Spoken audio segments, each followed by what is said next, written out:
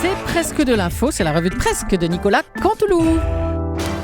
Et c'est donc notre ami Stéphane Bern qui est avec nous aujourd'hui. Oui, mes chers voisins d'Europe 1, je suis tout chaud, je suis tout chamboulé. Ah bah.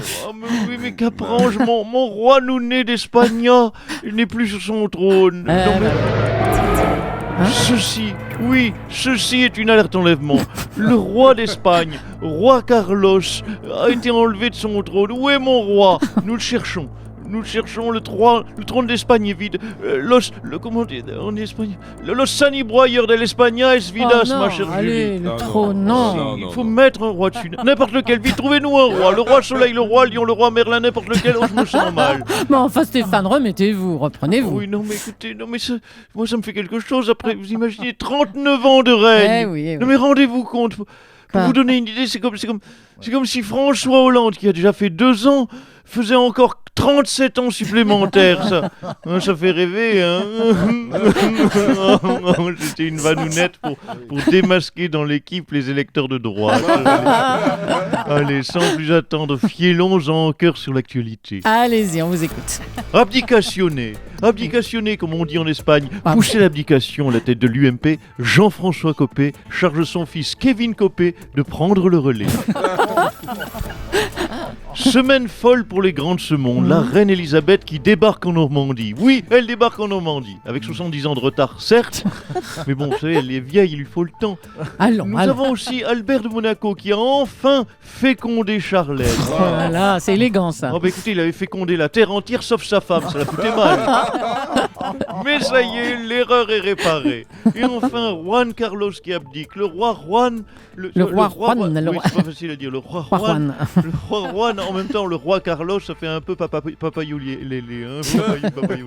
Bref, Juan Carlos passe la main à Felipe de Bourbon. À ne pas confondre, bien sûr, avec Véronique Sanson, qui, elle, est flippée du Bourbon. Felipe de Bourbon, oui, d'accord. Le Bourbon, elle flippe. C'est pas très élégant. Allez, abdication du roi Juan. Notons tout de même qu'abdiquer et quitter le trône, c'est un beau geste de solidarité de la part du roi d'Espagne. Ah bah si, pour être plus proche de son peuple, il s'est lui-même mis au chômage. C'est très beau, mon Juano. Mon Jeannot. Dérive du jeune djihadiste français, avec les experts qu'on entend en boucle sur toutes les antennes et qui répètent avec conviction cette même phrase. Oui, il y aura d'autres attentats du même type, mais on ne sait pas où et on ne sait pas quand. Merci les experts. Dites donc, Jean-Marc, ça gagne combien un expert? Parce que visiblement, le job, on peut le faire nous-mêmes. Oui, c'est clair. Allez, scandale qui vient de tomber. Michel Platini, mis en cause par un journal anglais pour l'attribution de la Coupe du Monde au Qatar. Moi, j'y crois pas, ça, c'est pas possible, pas notre grand Michel Platini, non. À mon avis, c'est un journal anglais qui sort ça, c'est un problème de traduction. C'est dans l'attribution du 4 quarts. Du 4 quarts. Ah bah oui, si on le soupçonne de l'avoir mangé tout seul, ça j'y crois, ça il peut l'avoir fait. Ouais, c'est ça, ouais. Bon, ça vous fait pareil, moi ça me faisait mal. Mais si. Allez, réchauffement climatique. Alors ça, c'est pour notre ami Laurent.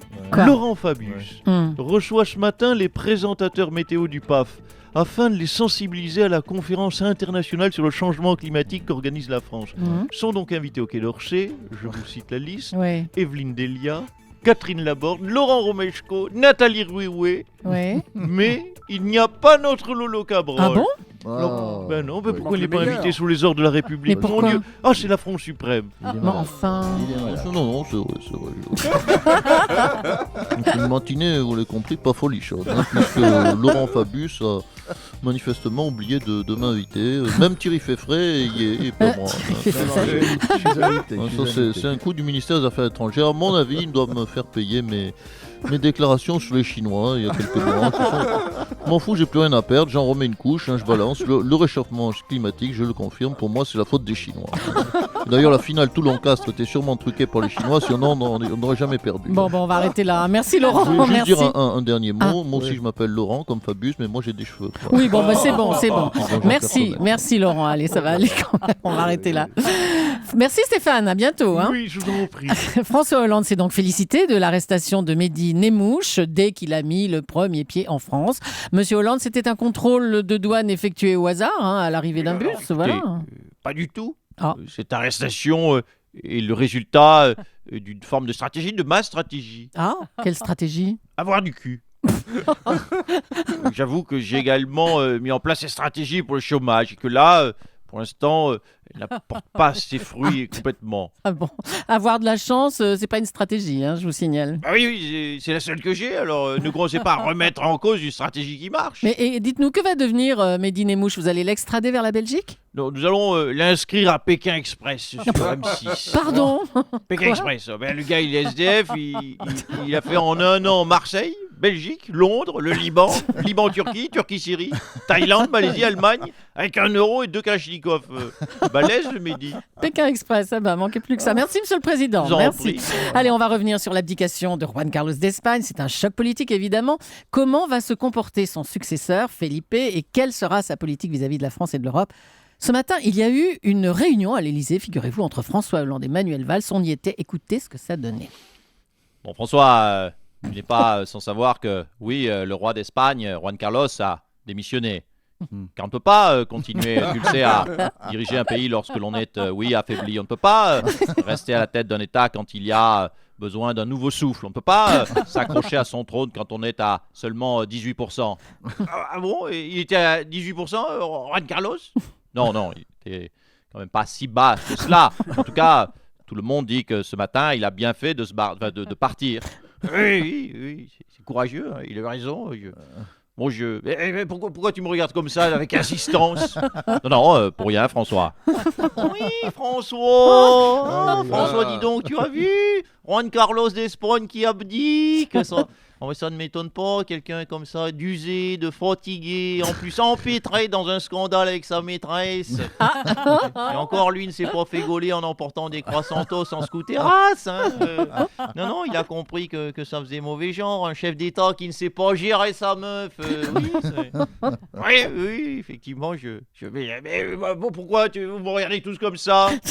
Hein, mais pour rien du tout. Mais enfin, il a eu le courage de se casser, lui, hein, et d'être remplacé par quelqu'un d'un peu plus athlétique, hein, qui a des pectoraux. Hein, ce n'est pas quelqu'un qui bouffe des chocobènes toute la journée. Oh là là. Je ne vois pas de quoi tu parles. Mais arrêtez, il est parti aussi parce qu'il avait scandalisé l'opinion après avoir fait une chasse à l'éléphant. Oui, mais qu'est-ce qu'il a fait? C'est pas ce qu'il a fait de plus mal. Hein. Nous aussi, là, on aimerait bien chasser un éléphant. Tout comprendrait-ce la métaphorace? Oh là là, oui, nous on a compris en tout cas. Merci Ségolène Royal.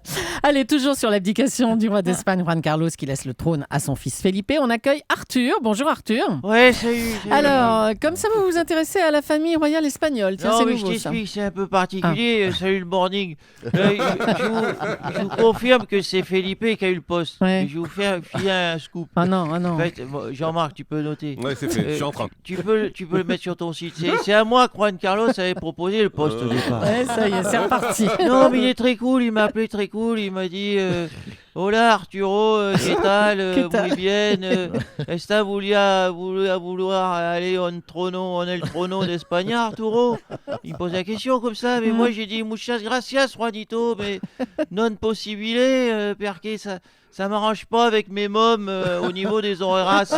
Está Porto, Felipe, je te laisse le job, c'est Bibi qui régale. Eh ben voilà, Arthur partout, sur tous les coups. Hein. Merci et bravo à Nicolas Canteloup. Dany Cohn-Bendit. Oui, Oui. bonjour Thomas. Bonjour Dany. Dis donc, vous êtes au Brésil tous les matins avec nous. Hein. Ça se passe comment? C'est comment Rio, le Brésil, tout ça?